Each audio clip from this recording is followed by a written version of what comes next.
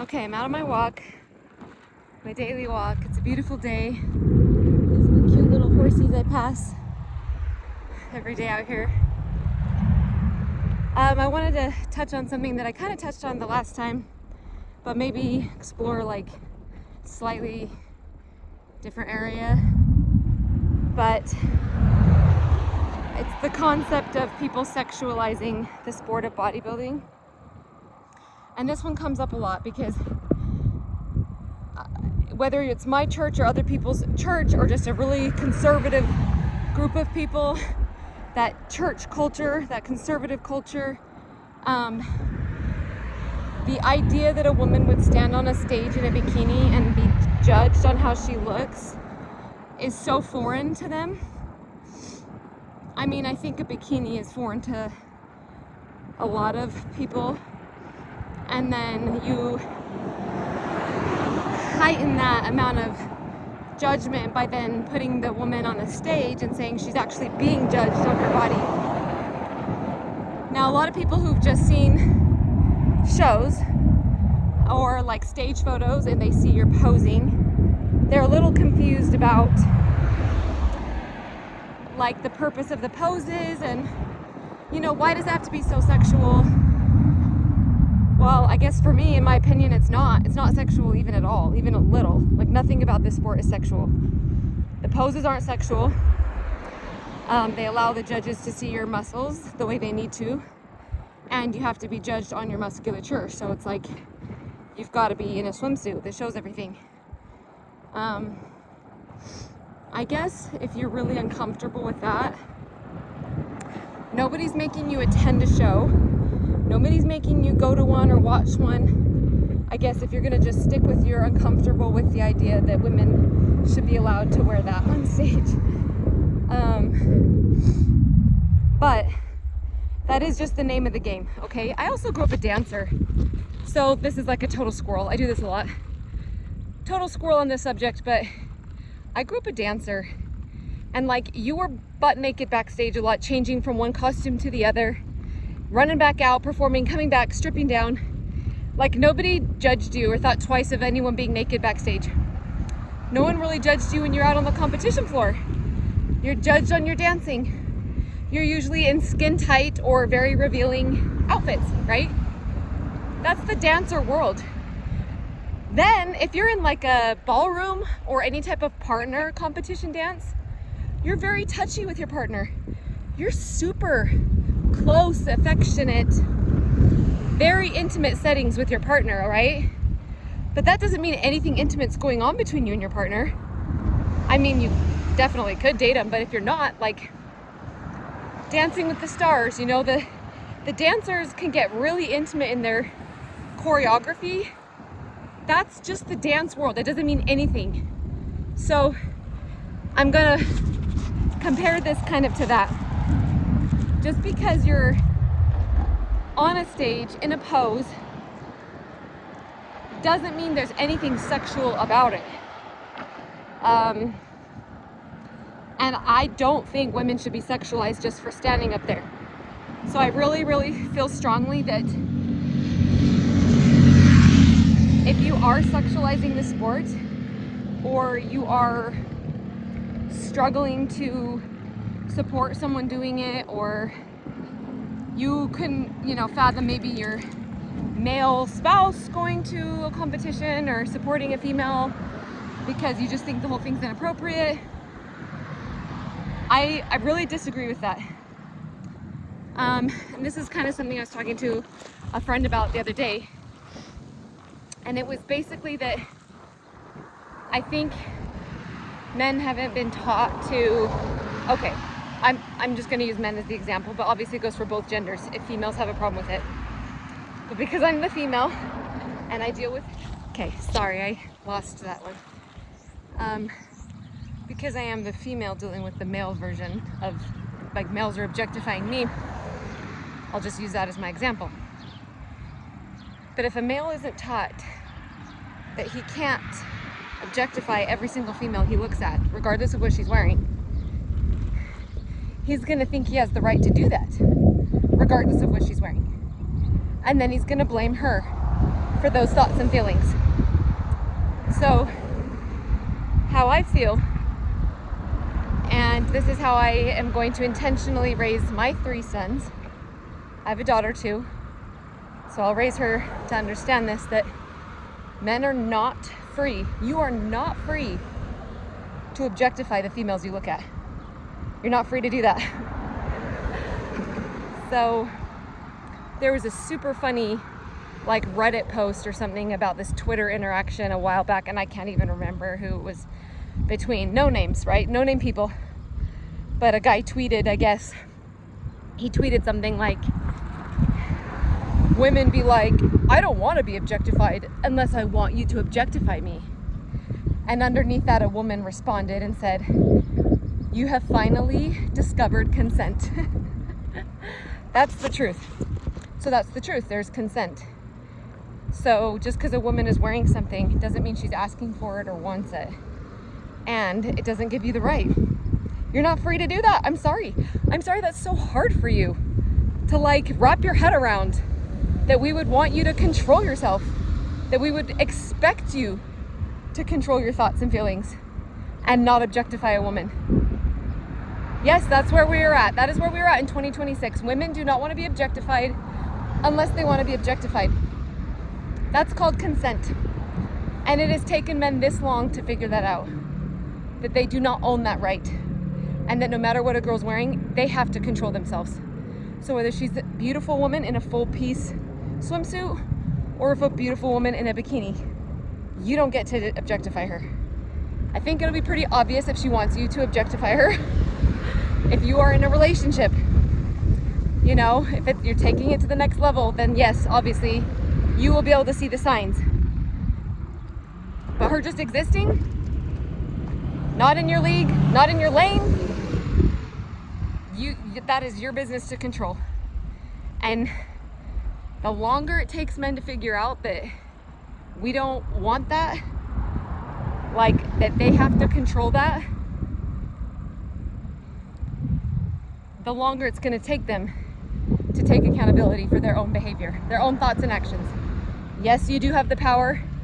Yes, we do expect you to use it. You have to control it. So this isn't like some free open door policy of like, now I'm on a stage competing in a bodybuilding competition. I'm wearing a very revealing bikini. Oh, now you guys can have all these thoughts about me. It's not how it works. And it's not just it's not just men who are objectifying. I think women objectify too, okay? I think there's a fair amount of that. I also think women are really judgy on other women. So like women who are in that group of really conservative, you know, mindset that think that I'm doing this makes me somewhat of a wanton creature, that maybe it's inappropriate, that they don't want their husbands looking at me in a bikini, or their sons, or their whatevers. Like, they just kind of look down on the whole thing. They see it as like, I don't know what the right word is, because I don't want to use sin, because I know it's not one, but I think they look at it like that, like, oh, it's so immodest, you know, women should be demure. That whole demure thing that happened a couple years ago. Women shouldn't be revealing like that, blah blah blah. Well, I actually don't think it's revealing. I don't think it's revealing or not demure, because I'm going to my space, I go to my gym and work out, and then I go on my stage and compete, and I post my pictures on my page. And the rest of my life, like the 99% of my life, I'm living, I guess, very demurely, very like unassuming. You're only seeing those stage photos, and then you're hyper focusing on that one area of my life and saying that that's my whole persona, when it's not. That's not my obsession, that's yours. So you're obsessing about that one part of my life, when it's just one aspect of my life. I am your everyday Christian woman, go to church on Sundays, wear my garments, go to the temple once a week, you know, living my life as a disciple of Christ. This is just so out of the box from your typical Sunday church-going wife that it gets a lot of heat. And I don't mean to come down on men, like I wasn't trying to sound like I hate men. I love men, okay? I'm not a man hater. But that is everything I said I stick by, and I stand on that because that's been my 100% experience in my life. So if that's not you and you're not that way as a man, that's fine. Don't come at me. I'm not saying every man is that way. And I'm not I'm saying not every woman is super judgy. There just is a lot of heat. There just is a lot of feedback that's negative. Or people who go from, you know, like liking all of your stuff online to suddenly liking none of it. And you're like, okay, I can see that your support was only existing as long as I did things you wanted me to do. And then the support disappeared as soon as you were like, oh, I'm not gonna support that. Another thing I think is interesting that I tiptoe around because I do not want to like offend anybody or people that are close to me or that I might rub the wrong way. Like I really, really don't want to do that. But I know this can be hard to swallow. But I think a lot of the reasons why a lot of people have a hard time with it is because there's somewhere deep down this suppressed feeling of like they want to, or they wish they could, or they wish it was really normalized, but it's not, and so they don't know how to get out of that, and they don't know how to I guess they don't know how to express that. So it's like this kind of subconscious, like resentment maybe, or like, I don't even like using the word jealousy because I think there's a lot of women who probably wouldn't choose to do it, but they still deep down feel bitter because they don't feel comfortable like wearing a swimsuit, like a bikini, or you know, maybe they're really uncomfortable with their spouse. I think there's a lot of shadow problems with spouse, you know, issues with women thinking their man is gonna look at every woman in a swimsuit, right? And this kind of cycles back to this cycles back to being like, well, then the man needs to learn to control himself. So if your man can't control himself and you're worried about him looking at every girl in a bikini, then you're stressing out and then you're not wearing a bikini, and then you don't want your friends wearing bikinis because you're worried about your man looking at a girl in a bikini. It's like this big cycle, right? So, I don't know, I think the two solutions to that are pretty easy. Men, you learn to control yourselves. You see an attractive woman, you think, oh, she's beautiful. The end. The end. Okay, that's it. Women, you support women and you build yourself up. Be around women who build you up and build yourself up. That way you feel like whatever swimsuit you end up wanting to wear, however you feel like expressing your physique at the gym, whether it's on a stage or not, you feel like you have the freedom to do that. I think those two things would solve the problems. And I think that this mindset of like modesty culture is scarily similar to rape culture, okay? It's really close to being like, oh, she dressed like that, she deserved it. You know, she should have been more modest. Modest is hottest. And, you know, her body's for her man's eyes only. But it's like, none of this actually just holds men accountable. Or women, right, if they're doing it. It doesn't hold you accountable for your own actions, which are that you are entitled to objectify someone. You aren't free to think whatever you want to think about a person sexually or act on it. So regardless of gender, I guess you have to learn to control that. You're not free to that. And you need consent, right? To act on those. So as I face this kind of weird feedback about people seeing me as like this one thing, like really religious, really Christian, really, you know, Sabbath day woman, and now they're seeing this other side of me, and it's throwing them. I want to be like, there's no other side of me. Like, this has always been me. Now I'm just more public about it. Now you're seeing it more, and there shouldn't be anything wrong with that. There shouldn't be anything wrong with a woman who wants to bodybuild. We aren't in the Middle East, okay? We are not women who have to cover up. My body is not for my man's eyes only. I kind of hate that, like, hate that idea. And I remember being told that as a teenage girl. I remember being conditioned to believe that, like, A, yeah, I should be modest. A, like, B, my body, like, I was the one that was provoking all the feelings in men, right? So I had to cover it up completely so that it'd be easier for them to control themselves.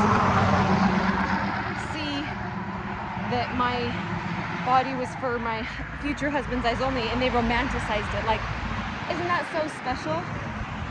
And you just kind of grow up believing it. Like, somebody taught it to me, right? I don't even know who. Somebody taught it to me, and so I just believed it. And, you know, the older I've gotten, the more I studied the gospel and just lived it. It's like, okay, modesty is a thing, but it's a lifestyle choice. It's not about your shoulders and knees necessarily. Like I said in my last video, you can be really provocative being fully dressed, actually. And you can be provocative with your body in other ways. And you can be immodest with like your lifestyle, with like your house, your money choices, your car, that flashy lifestyle is not modest. I mean, do your research on what modesty is, okay? And then you need to not believe, or what's the other word for indoctrinate? Erase. You need to erase, like recondition your brain to see things differently. It's like all these seminaryisms, like somebody taught me this once, so I just believed it and I lived it, and now it's the whole church culture, when it's not really anything to do with the church. Like the gospel, I should say. It's a cultural thing, and people just kind of bought into it. And I've always been a little weirded out by why it's double, like, why is there like a double standard? Why can men wear whatever they want to the beach, or men can wear whatever they want to the gym? Men can mow their lawn wearing whatever, or not whatever, you know, that they don't want. But we've never once criticized them or called them immodest. We don't criticize them and say, she can't control herself now because she saw him. She can't control herself because there's too many guys here at the gym. I think you'd even laugh. I think you'd like laugh at women if they said that. If they were like, I can't control my thoughts at the gym. There's too many like hot guys there. They're too revealing. They need to cover up. They need to cover that up so that I can control my thoughts when I'm at the gym. And I think that's wildly inappropriate, right? And so, but why isn't it that way for men? Why can men talk that way about women, but women can't talk that way about men? Anyways, like I said, I really don't want this to sound like a man hater post, because I don't hate men. I just hate that cultural thing that we've all bought into, that lie that we've bought, believed, and spread. And I don't believe it. I'm not going to spread it. I'm not going to raise my kids that way. I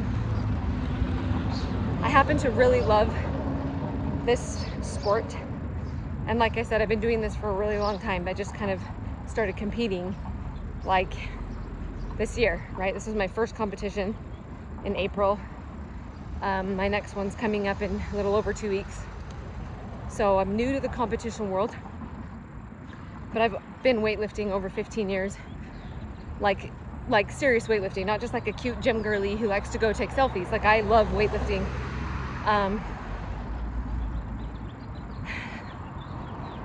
And I'm here to empower women, you know, along the way. And I really want women who maybe been afraid to do it, or were afraid they might get judged, or didn't know how people were going to respond. Like, maybe I'm going to pave the way for them. I don't know. Maybe it's just one person I can help. I don't know. Probably sounds so stupid, but I want to help them integrate into this world without feeling like they have to completely abandon their Christian beliefs. They can't be a Sabbath day woman. Of course you can. Like, I still go to the temple once a week. I go to church every Sunday. I keep my promises, my covenants. I follow the word of God. I love Jesus. Jim and Jesus all the way.